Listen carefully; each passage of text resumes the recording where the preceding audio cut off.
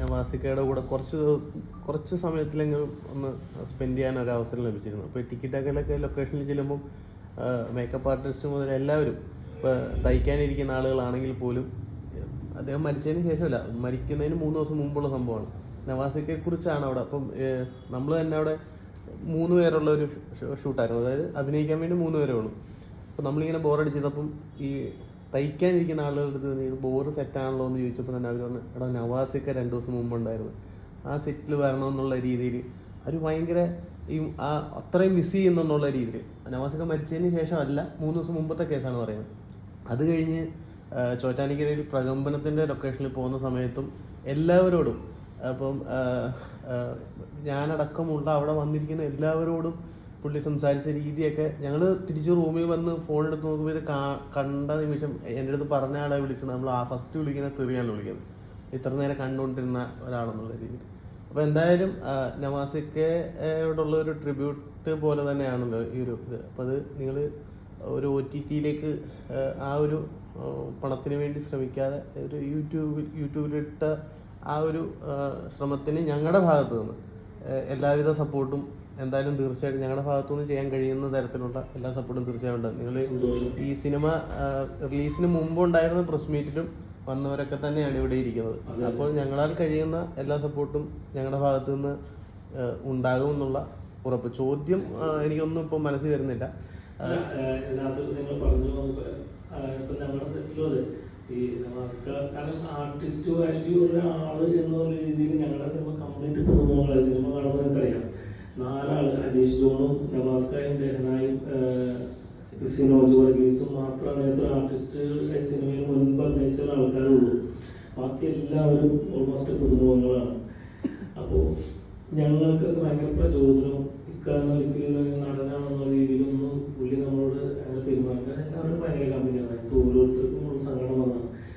ഇപ്പോൾ നവാസ്കാരെ കാണാത്ത ആളുകൾ, അതായത് കാണാത്ത ആളുകൾക്ക് പോലും സഹിക്കാൻ പറ്റാത്തൊരു കാര്യമാണ്. അപ്പോൾ പിന്നെ ഞങ്ങളുടെ കാര്യം നിങ്ങൾക്ക് അറിയില്ല, ഞങ്ങൾ അത്രയും മിങ്കിളായിട്ട്, ഞാനൊക്കെ പേഴ്സണലി അത്രയും പുള്ളിയായിട്ട് ബന്ധങ്ങളുണ്ടാകും. കാരണം ഫാമിലിയായിട്ട് ഞങ്ങൾ അങ്ങോട്ട് പോയി ഇങ്ങോട്ട് വരെയും എൻ്റെ മകളുടെ വിവാഹം 1 മാസം കഴിഞ്ഞു. അതിലൊക്കെ വന്ന് ലാസ്റ്റ് ഞങ്ങൾ ഹാപ്പി ചെയ്ത് പിന്നെ അവിടെയാണ്. പിന്നെ അതിൻ്റെ വൈകുന്നേരം 2 ദിവസം മുമ്പ് ഞങ്ങൾ വോയിസിലെ ഈ സിനിമയുടെ റിലീസ് സംബന്ധമായ കാര്യങ്ങളൊക്കെ ചർച്ച ചെയ്യും. അത് തിരക്കിലാണ്. പ്രകമ്പനത്തിൻ്റെ ഷൂട്ടിലാണ് ലാസ്റ്റ് എൻ്റെ തലേന്ന് വിളിക്കുമ്പോൾ. അപ്പോൾ അവിടെ വെച്ചിട്ടാണ് ഈ പറഞ്ഞ എല്ലാവർക്കും അത് ഭയങ്കര മിസ്സിങ്ങാണ്.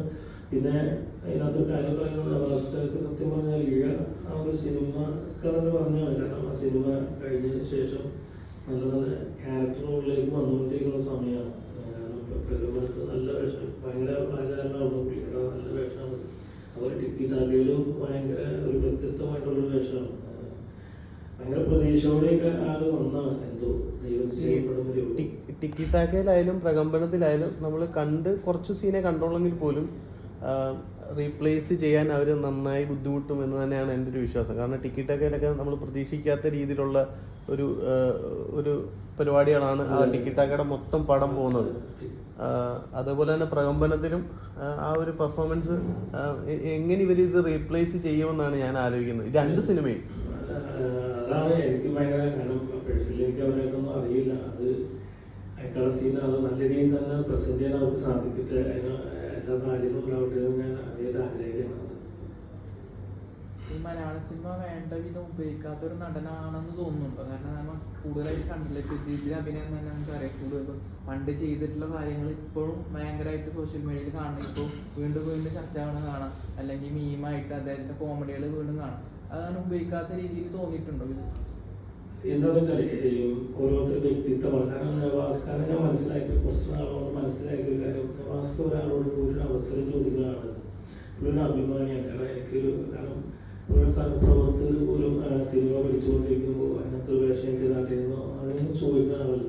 പിന്നെ കണ്ടറിഞ്ഞ ആരും ചെയ്തിട്ടില്ല എന്ന് പറയാം. ചെയ്തിരുന്നെങ്കിൽ 50ഓളം സിനിമകളാണ് വർക്ക് ചെയ്തിട്ടുള്ളത്. ഇതൊരു ശക്തമായ ഒരു ക്യാരക്ടറോടും നമ്മൾ ഇതിന് മുമ്പ് കണ്ടിട്ടുമില്ല. കാരണം വന്ന് തുടങ്ങാൻ സിനിമയിലാണ് ശരിക്കും അങ്ങനെ ഒരു ക്യാരക്ടറുകളിലേക്ക് നവാസിക്ക വന്നത്. ഇനി ചിലപ്പോൾ ഒരുപാട് സിനിമകൾ നമുക്ക് കാണാനിരിക്കാറുള്ളൂ. പക്ഷെ അതിനുള്ളൊരു ഭാഗ്യം നമുക്ക് ഉണ്ടായില്ല. ഈ എനിക്ക് ശേഷം ഇപ്പം ഡിറ്റക്റ്റീവ് ഉജ്ജ്വലൻ, ഇങ്ങനെ കണ്ടിന്യൂസിലെല്ലാം സൂപ്പർ താരങ്ങളുടെ സിനിമയിൽ അത്യാവശ്യം മെയിൻ സിനിമകളിലെല്ലാം സജീവ സാന്നിധ്യമായിട്ട് വന്നുകൊണ്ടിരുന്നത് നവാസിക. ഇപ്പം ചിലയിടത്തൊക്കെ സംസാരിക്കുമ്പം പുള്ളി കാരണം ലൊക്കേഷൻ ഷൂട്ട് മുടങ്ങരുത്, 1 മിനിറ്റ് പോലും മുടങ്ങരുത് എന്നുള്ളൊരു നിർബന്ധ ബുദ്ധി പലപ്പോഴും തോന്നിയിട്ടുണ്ട്. ആ പുള്ളിക്ക് എന്തെങ്കിലും ഒരു ബുദ്ധിമുട്ട് വന്നാൽ പോലും അത് കാരണം ഷൂട്ടിങ് മുടങ്ങരുത് എന്നുള്ളൊരു നിർബന്ധ ബുദ്ധി ഭയങ്കരമായിട്ട് പുള്ളിക്ക് ഉണ്ടായിരുന്നതായിട്ട് തോന്നി. ഉണ്ടായിട്ടുണ്ട്. കാരണം എന്ന് പറഞ്ഞാല് അത് അപ്രബോധമാണ്. കേവലം ഭയങ്കര ഒരു മാനുഷിക അല്ലെങ്കിൽ ഒരുപാട് തലങ്ങളിലേക്കൂടെ പുള്ളി ചിന്തിക്കുകയും തീരുമാനം ചെയ്യുന്നതാണ്. കാരണം നിങ്ങൾക്കറിയാം, ഒരു ലൊക്കേഷൻ കിട്ടുന്ന ഒരുപാട് ലക്ഷങ്ങൾ മുടക്കിയിട്ടാണ് ഒരു സെറ്റ് കിട്ടുന്നത്. അപ്പോൾ പുള്ളിക്ക് എന്തെങ്കിലും ഒരു ബുദ്ധിമുട്ട് ഉണ്ടായിട്ടുണ്ടോ എനിക്കറിയില്ല, പറയുന്നത് കേട്ടല്ലാണ്ട് എനിക്കറിയില്ല. അപ്പോൾ അങ്ങനെ ഉണ്ടായിട്ടുണ്ടെങ്കിൽ പുള്ളി ചിലപ്പോൾ പക്ഷെ അത് പറയാതിരുന്നത് അതൊക്കെ കാരണം ഒരാൾ കാരണം അവർക്ക് നിർത്തി കളയണ്ടല്ലോ എന്ന് വിചാരിച്ചിട്ടുണ്ടാവാം എന്ന് ഞാൻ വിചാരിക്കുകയാണ്. പിന്നെ ഇതിനെല്ലാം നമ്മളിതൊന്നും പറഞ്ഞിട്ട് കാര്യമില്ല. കാരണം എനിക്കായാലും നമുക്ക് ആർക്കായാലും ദൈവം ഒരു വര വരച്ചിട്ടുണ്ടാകും. അവർക്ക് അപ്പുറത്ത് പോകാൻ ആർക്കും കഴിയില്ല. കാരണം ലോകത്ത് പരിഹരിക്കാൻ പറ്റാത്ത ഒറ്റ പ്രശ്നം മരണം മാത്രമാണ്. ബാക്കിയെല്ലാം നമുക്ക് പരിഹരിക്കാൻ പറ്റും.